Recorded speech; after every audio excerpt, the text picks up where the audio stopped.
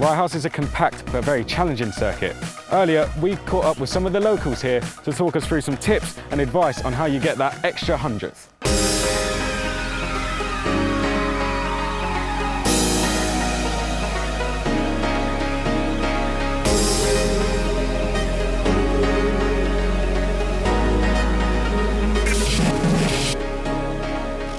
Seems like ages ago that we come into it for the first time, but when you think about it, it was only about a year and a half ago. Yeah, I hadn't even had my first race yet, and it's just crazy. It wasn't even that long ago, like you said. I remember the first time we went here, you were telling me through this corner you need to keep your foot flat on the throttle to get the best run through here and to use the most speeds. But at the time I found it so daunting, but now it just feels so natural. I mean, you now understand that as you come into the corner, you've got to stay nice and tight to the curve and then just gently drifting out. I mean, obviously as a senior, we've got more grip and more weight to use to get around the corner.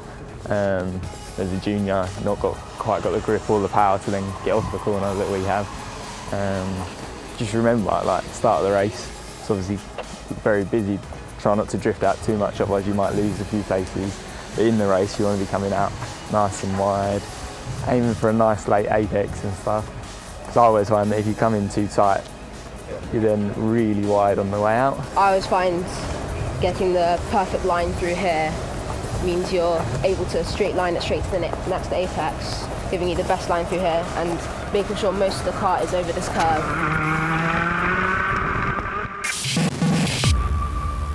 Okay, so obviously as we come into here as a senior, we've got more speed because the power difference and the grip difference through stadium has allowed us to carry more speed into here.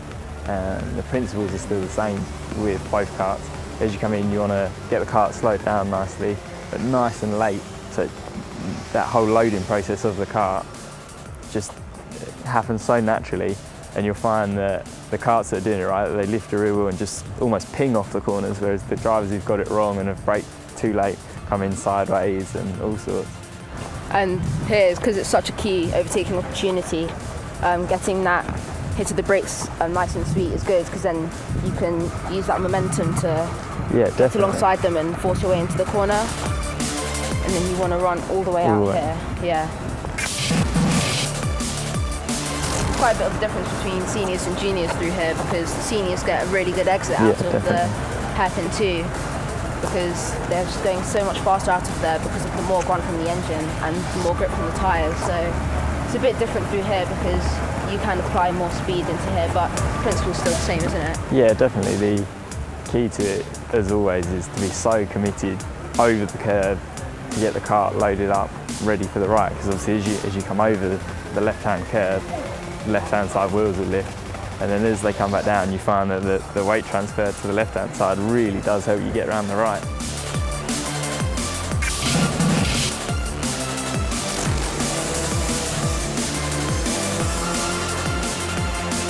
I mean, obviously the exit here is so important because it lines you up ready for the straight and the run into stadium. So, and you want to, when you're coming out here, you want to make sure you stay on the track, because if you go off a little bit, you can find the back slots come out a bit because it's a bit slippery. Yeah, and it's quite bumpy out there. This has got all the rubber over it, so it's really nice and grippy through here.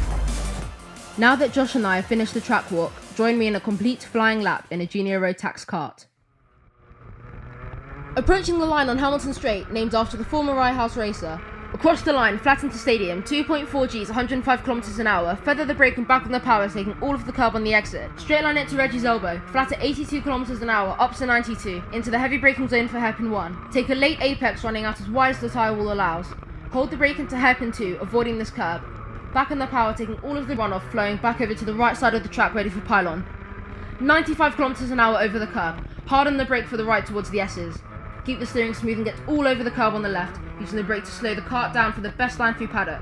Back onto Hamilton Straight, accelerating to over 100 km an hour to cross the start-finish line and complete a 36-second flying lap of Rye House.